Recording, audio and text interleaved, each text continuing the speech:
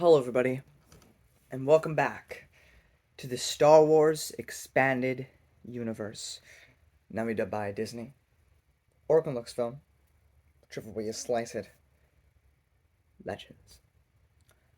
So, by the time this is uploaded, we'll probably be in the new year in January of 2023. But it was a momentous thing back when I'm recording this, which is 2022 still. Um, but a couple people in the EU fandom have had this for a while now. They didn't tell us, but they had it. But to the general public, it was not really available, at least not easily found. Um, but it's here now. I won't get too much into the backstory of everything involving this story, but it was meant to be something to fill in the gaps between Dark Empire 1 and 2. Um, Complications arose between Tom Veitch and Lucasfilm, which is why when we get Dark Empire 3, you'll see that it's only 2 issues long. Like, they just wanted it done. And it really needed to be 6 issues because it feels very rushed. But that being said, we always knew that this story was completed. Tom Veitch just stated he would never share it, like with the general public.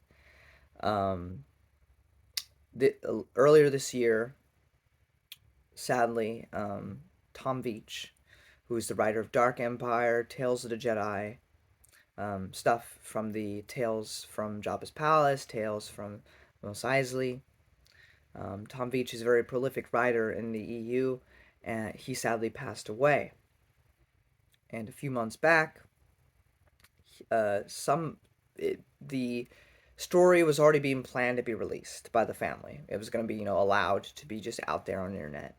Um, but somebody leaked it before that was confirmed, so people had already started reading it, and then it kind of just um, was allowed to come out after that, and it's on Joe Bongiorno's site. It's pretty easy to find elsewhere now, and it's not it it's not like the greatest thing since sliced bread or anything, but for me, as someone who's read the majority of the expanding universe, this is essentially new for me.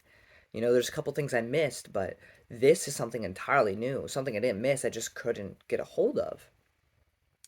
And while it may not be super important to the overall narrative of the expanding universe, it is important because the beginning to Dark Empire 2 is rather jarring because you meet a character named Cam Solusar, who's now an apprentice to Luke Skywalker. And you've never heard about this guy before. He's just there and he's just friends with Luke. And you're like, what? He's just there and you have to accept that. I do believe in the Dark Empire 2 audio drama, there may be a short flashback scene that actually shows a clip from this short story, but I can't confirm that. I haven't read it, but I've heard people say that online. But that being said, it was always a jarring thing in the EU, and now we have it. And the only things I had read from this before is sometime in 2023, I imagine, there's going to be an audio drama released. 2023, I don't know. It might be the year after, I don't know. Um, I'm not really in control of that. I'm just a voice in it. There's a fan audio drama coming out of Lightsider, and I'm a voice in there. So, so I had to read certain things for the auditions, but I didn't read the whole thing. But now I have, and I absolutely loved it. I've never really cared about Cam before, and that's because he just is there in Dark Empire 2, and I'm always like, oh yeah, he's Luke's first, like apprentice, I guess technically, but I didn't care about him, and like I'd see him pop up in the novels and stuff like, oh, that's cool, the guy from Dark Empire, but I didn't care about him because there was really nothing with him. But this is really his story more than his Luke's or anybody else. Um, we also get a little bit more characterization for some of the villains that will appear in Dark Empire 2, so that's also cool. But we start the story Lightsider by Tom Veitch, with Cam, and we learn how he's a Jedi from the Old Republic, but he's one of the few Jedi did not obey the rules of the Old Republic. I mean, of course, this was written before the prequels, But even with the context of the prequels, he's like Cornhorn's grandfather, or like Anakin Skywalker, or even Quinlan Voss, where they had relationships outside of the order like they weren't supposed to do. So, not only did Cam Solusar actually have a relationship with his father was also a Jedi and trained him. Now, I would really love some sort of story that explained that one. How that all went unnoticed um, in the prequels. But yes, Cam ends up having a kid, two kids, and a wife. And his backstory, of course, is that Darth Vader found them one day, because he killed a lot of Jedi and killed Cam's family. He was the only one to escape. And he kind of just went to, like the Outer Rim or something for a bit to just kind of hide out. I kind of forget what they said, but he's been gone. He's been gone, which is why he hasn't been around for any of the events of the previous stories. He just, he went to go off do his own thing, find some soul searching because his entire family got killed. And that's, a very heavy backstory for his character. We also get a bit more with Cedrus, who will meet his comeuppance in Dark Empire 2. And Cedrus is a lot more interesting here than I think he is in the actual novel he comes from. But what's also fun, I don't know if this is actually mentioned in Dark Empire 2, I forget, but I don't know if this is true. It is a claim with not a lot of necessary evidence to back it up. But Cedrus um, mostly keeps his Sith name, or the dark name given to him. He doesn't want to even have a hint of his old name anymore, but he does keep initials because he claims to be a descendant of Ulic Queldroma from the Tales of the Jedi comics, which is really interesting. Whether it's true or not doesn't really affect anything with his character, really, but it's just an interesting thing if it is true. And even if it's not, it's still interesting that a character from 4,000 years ago can still be having an effect on this character. We also, we see other people like Morty, Gore, and Koth, and Umik Leith, who's the Imperial engineer who created, the World Devastators and will be creating other things you see in Dark Empire 2 and 3.